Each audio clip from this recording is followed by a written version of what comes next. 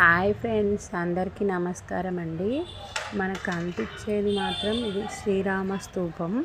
మొన్న తిరుపతి వెళ్ళినప్పుడు తీసానండి.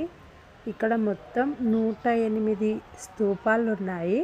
ఇవి దేనికి గుర్తు అనేది మనకు తెలియదండి. మీకు ఏమన్నా తెలిస్తే కామెంట్ బాక్స్లో కామెంట్ చేయండి. ఇంకెవరికైనా తెలియాలి అనుకుంటే షేర్ చేయండి. నేనైతే ఈ స్తూపాలన్నిటినీ వీడియో తీసానండి. ఇవి చిన్న చిన్న స్తూపాలుగా కట్టి ఒక్కటి మాత్రం పెద్ద స్తూపంగా కట్టారు మనకు. ఇది శ్రీరాముడికి గుర్తు. ఇక్కడ పాదాలు కూడా ఉన్నాయి శ్రీరాముడివి. చిన్న విగ్రహం ఉంది. శ్రీరాముడు, సీత, ఇంకా లక్ష్మణుడిది చిన్న విగ్రహాలు ఉన్నాయి.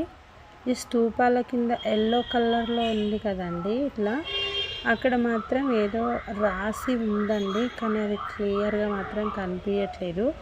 ప్రతి ఒక్క స్తూపం దగ్గర ఆ స్తూపానికి సంబంధించింది అక్కడ రాయబడింది, కానీ అది వీడియో తీసా కానీ క్లియర్గా రాలేదండి.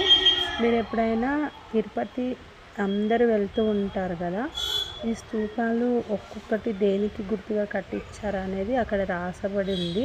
మీరు చదవండి. మనకు శ్రీరాముడి చరిత్ర మాత్రం అందరికీ తెలిసిందే. సీతాదేవిని రావణుని తీసుకుపోవడం, ఇంకా లక్ష్మణుడు తనకి వెంటే ఉండి అన్నగారికి సహాయం చేయడం మనకు తెలిసింది రామాయణం గురించి. కానీ పెద్ద స్తూపాన్ని ఎందుకు కట్టించారనేది మీకు ఏమైనా తెలిస్తే కామెంట్ బాక్స్లో కామెంట్ చేయండి అండి.